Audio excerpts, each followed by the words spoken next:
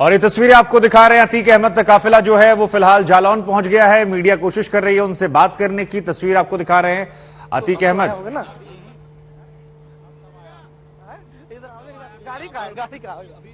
Fresh होने के लिए यहाँ पर गया है। एक बार फिर से अतीक अहमद।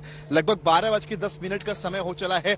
ये काफिला 1 घंटे के दरमियान दूसरी दफा रुका है, यानी कि इससे पहले पेट्रोल पंप पर पेट्रोल भरवाने के लिए रुका था और अब यहाँ पर एक बार फिर से हॉल्ट हुआ है। पुलिस की पूरी यहाँ पर भीड़ लगी है। पुलिस कर्मियों को दिखाएंगे कैमरामैन नीरज। और ये वो वही वाहन है जो यहाँ पर इस वक्त रुका हुआ है। बुंदेलखंड एक्सप्रेस जो हमारी लोकेशन है, जिला बांदा है, उसके करीब हम पहुंचे हुए हैं और यहाँ से अभी भी 5 साढ़े 5 घंटे का समय लगना है जब प्रयागराज के नैनी जेल अतीक अहमद रहेगा। और आज की रात अतीक अहमद नैनी जेल में गुजारेगा। कल सीजेएम कोर्ट में उसकी पेशी होनी है, पर इस बीच में अतीक यहाँ रुका है और उसने जब आज तक से बातचीत करी है वो एक बात साफ कही है कि वो साफ दिख रही है, वो डरा हुआ है। हालांकि असद के सवाल पर वो भड़कता हुआ भी नजर आता है। वो कहता है मेरी आवाज आ रही है, तो जेल में था। कहीं ना कहीं जो उसकी चेहरे पर निराशा। जी। समर्थ, जरा वहां की तस्वीरें एक बार हमारे दर्शकों को दिखा दीजिए, क्योंकि वो फ्रेश हो रहे हैं। लेकिन काफिला जो है वो हमें देखना है कि काफिले में कितने लोग हैं, कितने पुलिसकर्मी हैं, क्या व्यवस्थाएं हैं और कितना समय लगने वाला प्रयागराज में। और आप लोग जो फॉलो कर रहे हैं, अब तक क्या कुछ आपने देखा समझा जाना, तस्वीरें दिखाते दिखाते बताते रहिए। बिल्कुल, सब तस्वीरें मैं दिखाता हूँ शुभांकर आपको। यहाँ से आप पहले फोर्स की तस्वीरें देखिए।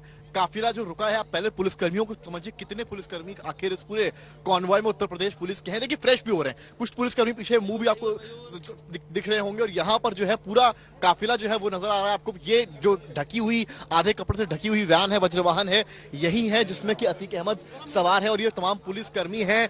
और यहाँ से यही पुलिसकर्मी आगे लेकर भी जाएंगे, इनसे भी बातचीत की कोशिश होगी। और यहाँ पर आप देख सकते हैं रिफ्रेशमेंट चल रहा है।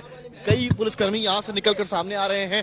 वज्रवाहन भी यहाँ पर मौजूद है, उनसे भी कोशिश करेंगे बातचीत करने की। राजेश जी, अभी कितना समय और लगेगा? बाथरूम कर रहे हैं। अच्छा, अभी और समय लगेगा। तो आप देख सकते हैं यहाँ पर कि कितने लोग यहाँ पर मौजूद है। काफी लोग यहाँ पर मौजूद हैं।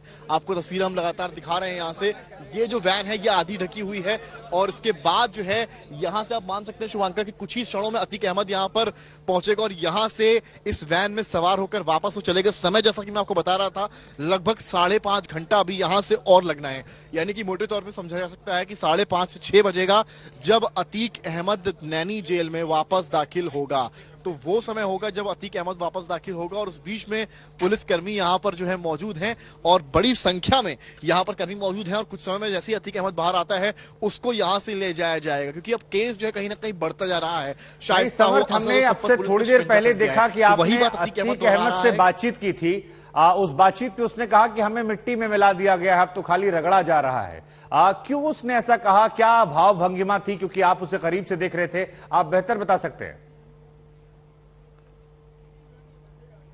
शुभांकर, जब हम उससे बात कर रहे थे तो अतीक लेटा हुआ था वैन के अंदर और वो ठीक घुटने के बल से उठा। और जब वो उठा है तो जो आपको यहाँ पर वो दिख रहा है ना स्पेस, वहां से उसने देखा हम लोगों को।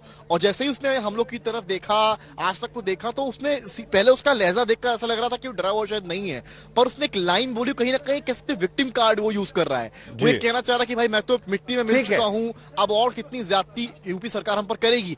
पर जब असद को लेकर सवाल होता है ना शुभांकर, ठीक है, तब आप बने रहिए मेरे साथ मेरे एक और सहयोगी अरविंद भी, क्योंकि ग्राउंड पर वहीं मौजूद हैं। अरविंद, 2 सवाल मेरे आपसे। एक तो आप तस्वीर दिखा दीजिए जिस एंगल पर आप खड़े हुए हैं, और दूसरा सवाल यह है कि जो समर्थ जिक्र कर रहे थे कि अब वो विक्टिम कार्ड खेल रहा है, अब अपनी आपको मासूम साबित करने की कोशिश कर रहा है। ऐसा दिखा रहा है कि सरकार अब उसे बदला ले रही है, प्रताड़ित कर रही है, और इस तरह की मैसेजिंग की कोशिश कम से कम वो कर रहा है। जी बिल्कुल, देखिए, लेकिन आप शुभांकर आप सीधी तस्वीर देखिए जेल के अंदर अतीक अहमद वो है बैठा हुआ है।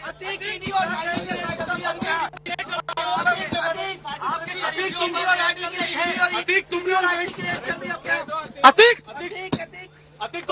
देख पा रहे हैं लगातार जो शुभांकर मीडिया वो लगातार अतीक अहमद से सवाल जवाब करा। और अब से कुछ देर पहले हम कोशिश करेंगे आपको भेजे, हमने बातचीत करने की कोशिश की और जिसमें अतीक अहमद ने ये कहा है कि उसकी पत्नी निर्दोष है, वो एक घरेलू महिला है। और साथ ही साथ जब असद के बारे में पूछा गया तो उसने कहा कि मुझे क्या मालूम, मैं जेल में बंद था। लेकिन जब उससे पूछा गया कि वो देवरिया जेल में रहते हुए एक बिजनेसमैन को अपने गुर्गों से किडनैप करा लिया था, तब उस पर उसने कोई जवाब नहीं दिया। लेकिन देखिए ये तस्वीर बुंदेलखंड एक्सप्रेस वे से नीचे उतर चुके हैं। यहाँ से तकरीबन तकरीबन 3 से 4 घंटे का जो रास्ता है वो प्रयागराज का है और फिलहाल काफिला यहाँ पर रुका हुआ था बुंदेलखंड एक्सप्रेसवे से नीचे की तरफ।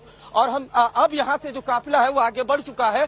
हम कोशिश करेंगे सीधी तस्वीरें दिखाने की, लेकिन बार बार जो तमाम आरोप है उससे वो इनकार कर रहा है शुभांकर। और कहीं ना कहीं डर खौफ के अलावा, डर खौफ तो है ही शुभांकर, लेकिन विक्टिम कार्ड भी खेलता हुआ अतीक अहमद वो दिखाई दिया।